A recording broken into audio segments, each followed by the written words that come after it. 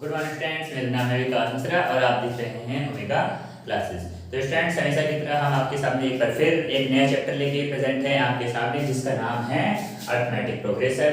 जी हाँ स्टूडेंट्स, इस बार हम जो नया चैप्टर स्टार्ट कर रहे हैं वो क्लास 10 का चैप्टर है अरिथमेटिक प्रोग्रेशन, जो कि बहुत एक अच्छा चैप्टर है, जो कि हाल ही फिलहाल में ये न्यूली ऐड हुआ है 2 से 3 से 4 साल पहले, जिसमें से कि मैक्सिमम क्वेश्चंस आपके एग्जाम में पूछे जाते हैं और ये चैप्टर वैसे करने के हिसाब से भी बहुत ज़्यादा इजी है।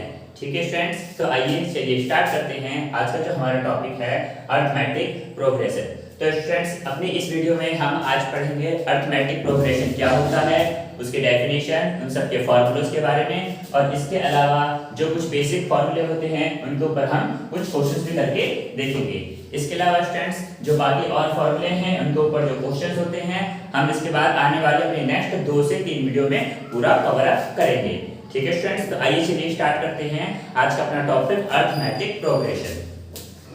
ठीक है स्टूडेंट्स, तो जैसे कि आप इसके नाम से समझ पा रहे होंगे, अरिथमेटिक प्रोग्रेशन का मतलब जो यहाँ पर किया गया अरिथमेटिक यानी कि हमारा नंबर सिस्टम से ये डायरेक्टली रिलेट करता है। ठीक है स्टूडेंट्स, तो अगर हम बात करें इसकी डेफिनेशन की, तो स्टूडेंट डेफिनेशन जो होता है वो आपके सामने बोर्ड पर लिखी हुई है, जिसको आप रीड कर सकते हो। आ sequence in an arrangement of number in a definite order according to some rules। यानी कि सिंपल वर्ड में स्टूडेंट्स बोला जाए कि जब किसी भी नंबर को, यानी कि जब नंबर्स के कुछ ग्रुप को एक सिस्टम के थ्रू क्या किया जाए, अरेंज किया जाए, ठीक है, असेंडिंग या डिसेंडिंग ऑर्डर में, और उनको जो अरेंजमेंट होता है वो कुछ रूल्स के अकॉर्डिंग होता है, तब वो जो सीक्वेंस बन करके आती है स्टूडेंट्स हमारे सामने, यानी कि जो सीरीज बन करके आती है नंबर्स की, ठीक है, उस नंबर की सीरीज को हम बोलते हैं अरिथमेटिक प्रोग्रेशन।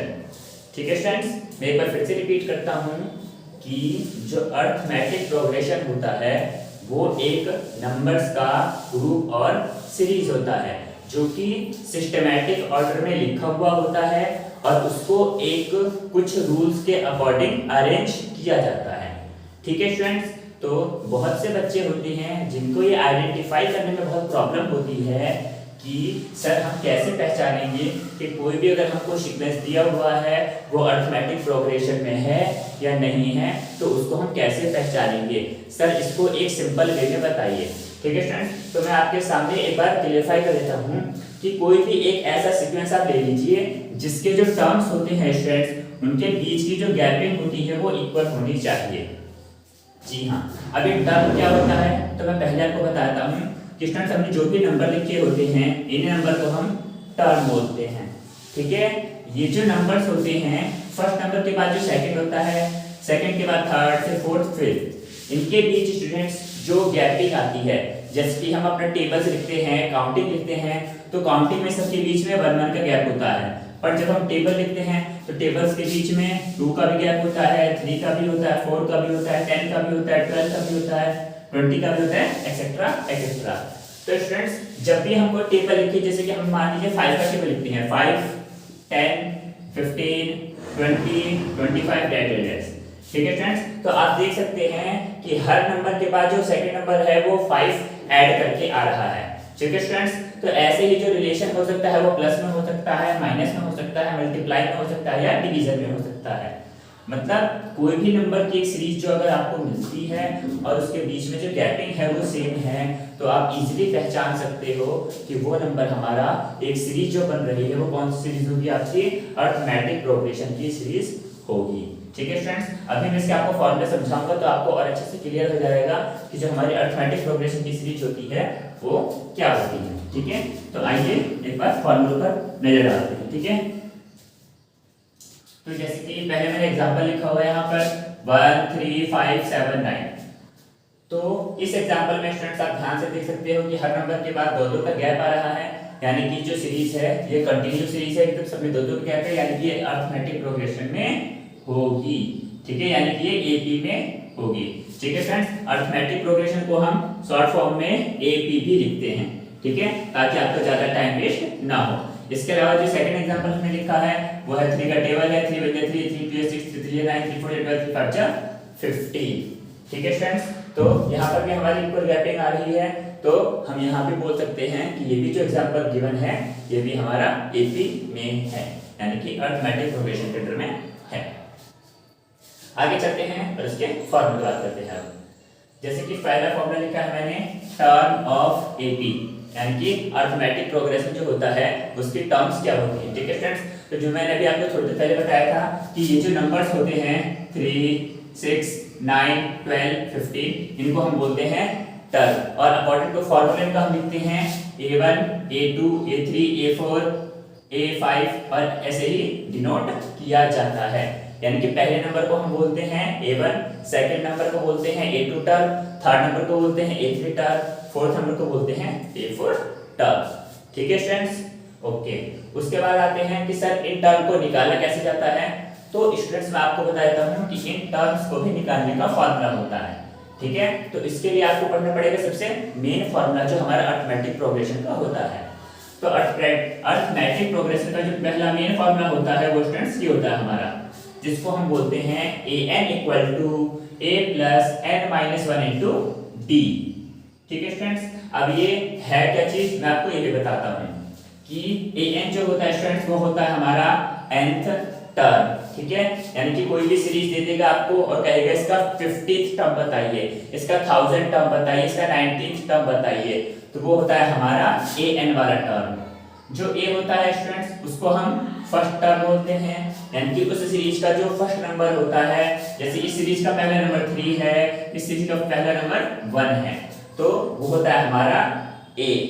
ठीक है स्टूडेंट, जो n होता है हमारा नंबर ऑफ टर्म। ठीक है स्टूडेंट्स, तो बच्चे कंफ्यूज हो जाते हैं, पूछते हैं कि सर अभी आपने बोला कि an भी नंबर ऑफ टर्म होता है और n भी नंबर ऑफ टर्म होता है, सर ऐसा कैसे। तो स्टूडेंट मैं बताता हूँ, जैसे आपसे पूछा गया कि 21st टर्म बताइए, तो स्टूडेंट जो आपका 21 है वो होगा स्मॉल n। ठीक है, जो कि आप फॉर्मूले में देख पा रहे हैं, बट जो आपका an होगा स्टूडेंट्स वो इस 21th टर्म का जो आंसर आएगा। सपोज करिए कि आपने n इक्वल टू 21 रखा और आपका आंसर आता है 300, तो जो an होगा स्टूडेंट्स वो होगा आपका 300, यानी कि जो हमारा an होता है वो nवे टर्म का आंसर होता है। ठीक है, तो आपको कंफ्यूज नहीं होना है। ठीक है, इसी तरह हम बात करते हैं d क्या होता है, तो d होता है स्टूडेंट्स हमारा कॉमन डिफरेंस, जो कि मैंने आपको अभी बताया था कि अगर आपको एपी चेक करना हो तो हम क्या देखते हैं कि टर्म्स के बीच का डिफरेंस देखा जाता है, दो का गैप है स्टूडेंट्स। तो सेम वही चीज यहाँ पर हम d लिखते हैं और d निकालने का फॉर्मूला भी सेम होता है जैसे कि हमने अभी पढ़ा है। d निकालने का सिंपल फॉर्मूला होता है a2 माइनस a1। अभी a2 माइनस a1 क्या है, अगर सिंपल लैंग्वेज में बोला जाए तो सेकंड टर्म में से आपको फर्स्ट टर्म को माइनस कर देना है, और आप पूरे सीरीज की कोई से भी दो टर्म ले सकते हो, बट वो एडजेसेंट टर्म होनी चाहिए। एडजेसेंट टर्म का मतलब होता है स्टूडेंट्स जस्ट साथ की टर्म। अगर आपने 4 लिया तो आप 6 लोगे, 4 के बाद आप 8 नहीं ले सकते, आप 2 4 4 6 6 8, ठीक है, 8 10 10 12 इनमें से कोई से भी दो टर्म ले सकते हो। ठीक है स्टूडेंट्स, और इन दोनों का जब आप माइनस करोगे तो माइनस करने पर जो आंसर आएगा वो होगा हमारा डी। ठीक है, तो अगर सीरीज हमारी एपी में है या नहीं ये चेक करना हो तो आप डी को 2 से 3 बार निकालेंगे, मैक्सिमम 3 बार तो स्टूडेंट निकालना होता है। ठीक है, तो अगर तीनों बार आपके डी अगर इक्वल आ जाते हैं, d1 equal d2 equal d3, तो स्टूडेंट्स आप बता सकते हो कि कोई भी जो हमारी सीरीज है वो क्या है, एपी में है। ठीक है, यानी कि उससे आपको पता चल जाएगा कि जो सीरीज लिखी हुई है ये अरिथमेटिक प्रोग्रेशन में है या नहीं है। ठीक है स्टूडेंट्स, तो अब हम बात करते हैं कि मेन फार्मूला आपको समझ में आ गया। अब इस मेन फार्मूले में जब आप वैल्यू रखते हैं, जैसे मैं आपको सॉल्व करके दिखाता हूं, मैं रखता हूं n इक्वल टू 1, तो हम लिखेंगे 1 प्लस 1 माइनस 1 इंटू डी। ठीक है स्टूडेंट, तो अगर आप ध्यान से देखेंगे, सॉरी a इक्वल टू, तो हमारा a1 जो है वो आ जाएगा a plus 0 equal to a, यानी कि n इक्वल टू 1 के लिए स्टूडेंट्स हमारा जो फर्स्ट टर्म होता है वो क्या होता है, डायरेक्टली a होता है। इसीलिए मैंने यहाँ पर फर्स्ट टर्म a1 की जगह डायरेक्टली a लिखा हुआ है। ठीक है, इसीलिए अगर आप n इक्वल टू 2 के लिए सॉल्व करेंगे तो हो जाएगा a2 equal to a plus 2 minus 1 into d, solve करेंगे a 2 में से बन गया तो 1 इंटू डी, 1 स्टूडेंट लिखा नहीं जाता, तो जो हमारा सेकंड टर्म आ जाता है वो हो जाता है क्या a प्लस डी। इसीलिए आप ध्यान से देखिए मेरी सेकंड टर्म की जगह लिखा हुआ है a प्लस डी। ऐसे ही अगर आप n इक्वल टू 3 के लिए सॉल्व करेंगे then a3 equal to a plus 3 minus 1 into d, a plus 3 में से बन गया 2 into d, then third term is a plus 2d and आप देख सकते हो third term is a plus 2d। Again we solve n equal to 4, then a4 equal to a plus 4 minus 1 into d, a plus 4 minus 1 3d and the fourth term is a plus 3d। ठीक है students, तो आपके सामने आप देख सकते हैं कि मैंने आपको जो टर्म होते हैं वो सॉल्व करके दिखाए हैं कि फर्स्ट टर्म क्या होता है a, second term a plus d, third term a plus 2d, fourth term a plus 3d and again. इसी तरीके से आपको जो भी निकालना टर्म होता है आप सॉल्व कर सकते हो। स्टूडेंट्स, इसका एक जो शॉर्ट ट्रिक होता है आप वो भी समझ सकते हो। जैसे कि सपोज आपसे पूछा गया 20th टर्म कौन सा होगा, तो बार बार आपको फॉर्मूले में रख करके सॉल्व करने की जरूरत नहीं होती स्टूडेंट्स, आप डायरेक्टली जो होता है मेन फॉर्मूले के अकॉर्डिंग इसको सॉल्व कर सकते हो। तो इसका मेथड होता है जो भी टर्म आपसे पूछा जाएगा, ठीक है स्टूडेंट्स, आपसे जो भी टर्म पूछा जाता है आपको उसमें से बस एक कम करके b के साथ लिख देना है, यानी कि हमारा फॉर्मूला बन जाएगा 20th टर्म का a प्लस 19d। जी हाँ, मैं फिर से रिपीट कर रहा हूँ कि अगर हमसे कोई भी टर्म पूछी जाती है, सीरीज दी हुई है, आपसे कहता है 21 टर्म निकालो, 31 निकालो, 42, 37, तो आपको कुछ भी करने की जरूरत नहीं है, बस जो भी टर्म पूछा है उसमें से एक कम करिए और उसको डायरेक्टली फॉर्मूले में अप्लाई कर दीजिए। और फॉर्मूला है आपका a प्लस एन डी, ठीक है, फिर फॉर्मूला हो जाता है a plus n d. N का मतलब हो गया वो जो टर्म आपसे पूछी जा रही है उसमें से एक कम वाला। जैसे मैंने 20 टर्म पूछा है तो फॉर्मूला हो जाएगा a प्लस 20 में से माइनस करेंगे तो हो जाएगा 19d। तो हमें टर्म कौन सी सॉल्व करनी होगी, a plus 19d term solve करनी होगी। ठीक है स्टूडेंट्स, तो इस तरीके से आप ये टर्म भी निकाल सकते हो। ठीक है, आगे बढ़ते हैं अपने और फॉर्मूलों की तरफ। जैसे कि आप देख सकते हैं, अगर आपसे पूछा जाता है कि कोई भी एक अरिथमेटिक प्रोग्रेशन की सीरीज है, उसमें 3 नंबर्स ये हैं और फिर उनको सॉल्व करिए, तो स्टूडेंट्स हमको जो एपी होता है उसमें तीनों नंबर्स को अपनी तरफ से लेट करना होता है। मतलब बच्चे समझे नहीं, कई बार समझ नहीं पाते क्वेश्चंस को जिसमें पूछा गया है। तो मैं आपको फिर से रिपीट करता हूँ कि अगर आपसे कोई भी क्वेश्चन दिया जाता है और कहा जाता है कि these are the 3 terms of AP, find them, identify, ठीक है, एक्सेट्रा एक्सेट्रा, तो वो जो 3 टर्म्स होती हैं AP की स्टूडेंट्स, वो हमेशा होती है हमारी a minus D, a plus D. आपको हर बार यही लेट करना है। अगर आप ये लेट करके सॉल्व करते हो तो क्वेश्चन बहुत ही इजीली और बहुत ही सिंपल वे में सॉल्व हो जाएगा। ठीक है स्टूडेंट्स, इसके ऊपर हम क्वेश्चन भी करके दिखाएंगे जो कि हमारे नेक्स्ट वीडियो में आएगा। अभी हम कुछ सिंपल फॉर्मूले डिस्कस करेंगे। अगर आपसे 4 टर्म पूछता है एपी की, तो उसके लिए आपको क्या करना होता है, ये फॉर्मूला होता है a minus 3d, a minus d, a plus d और a प्लस 3d।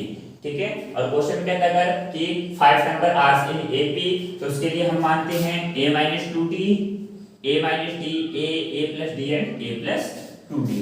ठीक है स्टूडेंट्स, तो ये जो फॉर्मूला होता है ये हमें तब अप्लाई करना होता है जब क्वेश्चन में गिवन हो कि 5 number are in AP and find them, then ये अप्लाई कर लेंगे।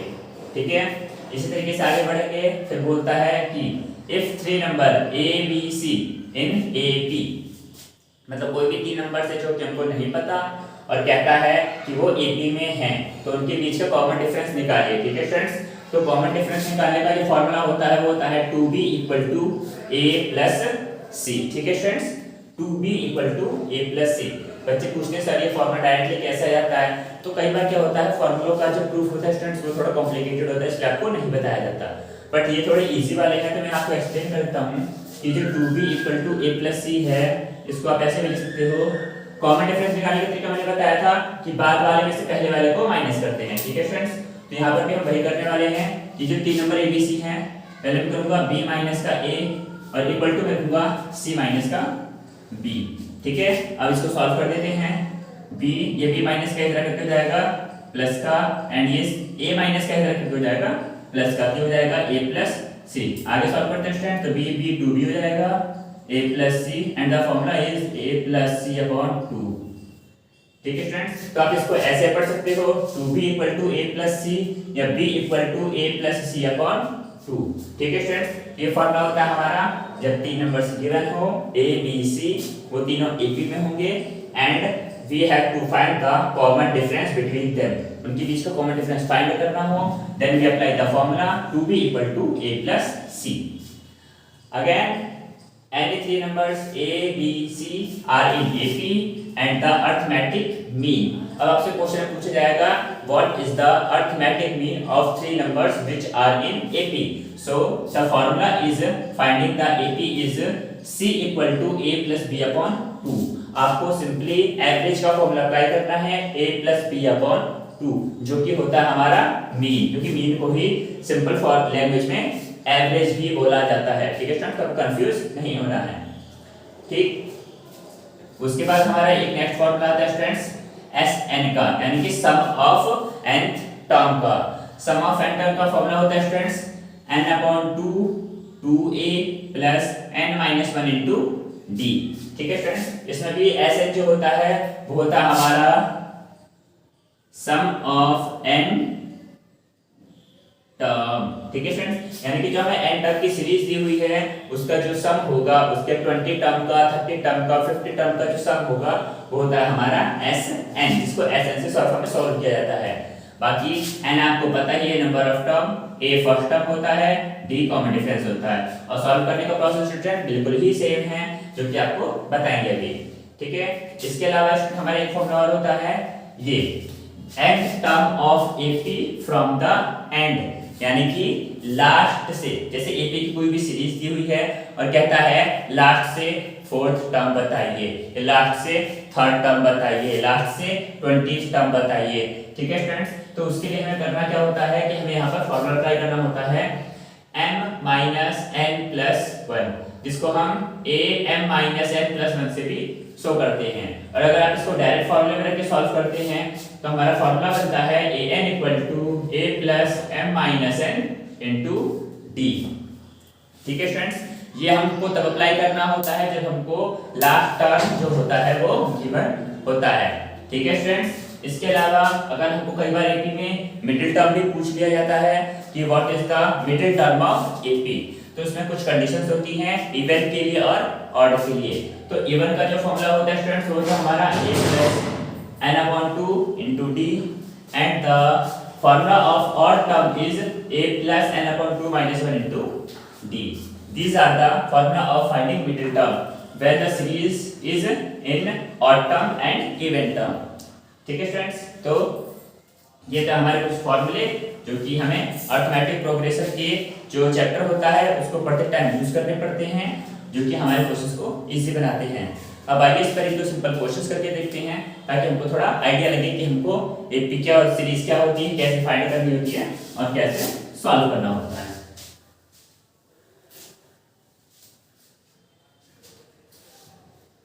तो स्टूडेंट्स, हमने यहाँ पर क्वेश्चन दिया हुआ है कि find the first three term in each of the sequence, कि हमको ये कंडीशंस दी हुई हैं।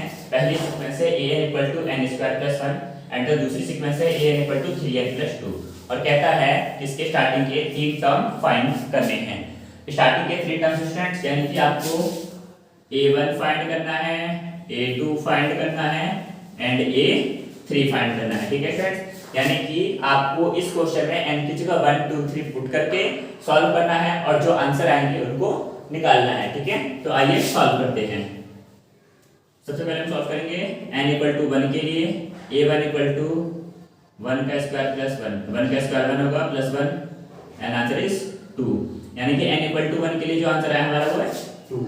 अगर सॉल्व करेंगे n इक्वल टू 2 के लिए, देन a2 इक्वल टू 2 का स्क्वायर प्लस 1, 2 का स्क्वायर होता है 4 प्लस 1 एंड आंसर इज 5, यानी a2 टर्म आ गई हमारी 5। अगेन सॉल्व करेंगे 3 के लिए a3 यानी कि थर्ड टर्म ऑफ ap हो जाएगा हमारा 3 का स्क्वायर प्लस 1, 3 का स्क्वायर हो जाएगा 9 plus 1 and the answer is 10। तो आप देख सकते हैं स्टूडेंट्स कि इस कंडीशन के लिए जो हमें दी हुई है an equal to n square plus 1, जो हमारी ap की सीरीज आ रही है वो आ रही है 2 5 एंड 10। ठीक है। तो ये हमारी कंडीशन दी हुई थी, इसके अकॉर्डिंग हमारा आंसर आया है। सेम ऐसे ही जब आप आगे सॉल्व करेंगे इस क्वेश्चन को, इसके लिए हम सॉल्व करेंगे सेम n इक्वल टू 1 के लिए, then a1 equal to 3 into 1 plus 2 हो जाएगा हमारा 3 प्लस 2, आंसर आ गया 5।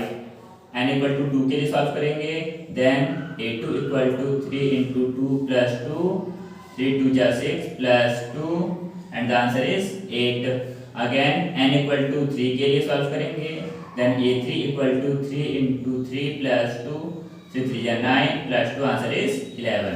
तो स्टूडेंट आप देख सकते हैं कि जो हमारा आंसर आया है वो 5, 8 एंड 11 आया है। ठीक है स्टूडेंट्स, तो आप देख सकते हैं कि ये जो हमारे एपीके सीरीज है वो आपके सामने प्रेजेंट है। तो इस तरीके से स्टूडेंट अगर आपको कंडीशन दी होती है, आप उसमें n की वैल्यू रख करके आप एपीके सीरीज फाइंड कर सकते हो। ठीक है, आइए एक दो क्वेश्चन और देखते हैं ताकि आपको और जो डाउट्स हैं वो क्लियर हो जाए।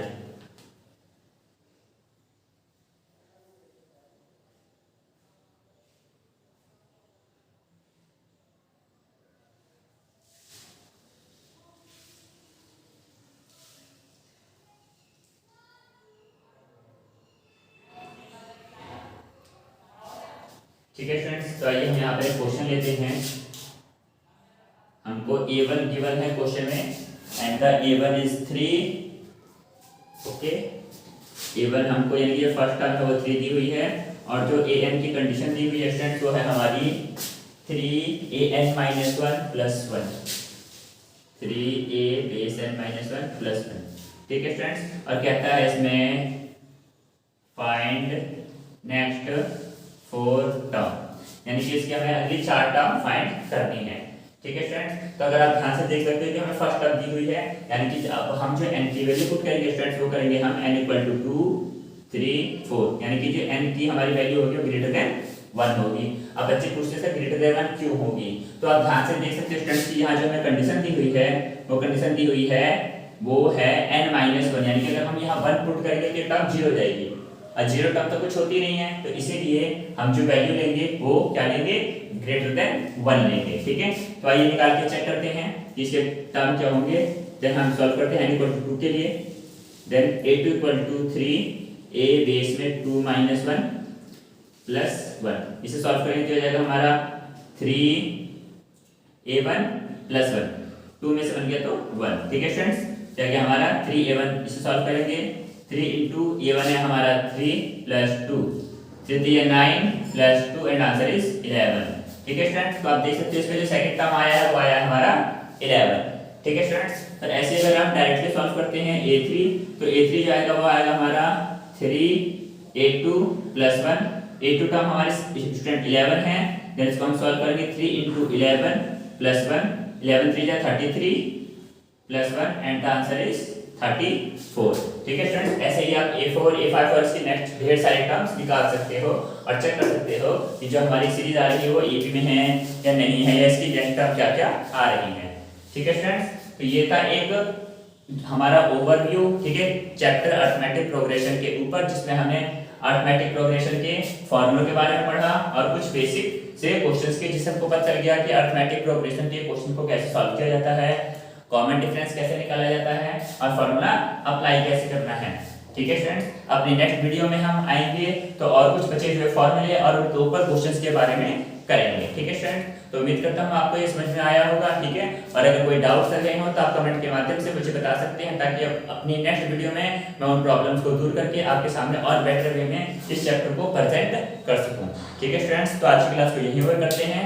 धन्यवाद। Today class is over.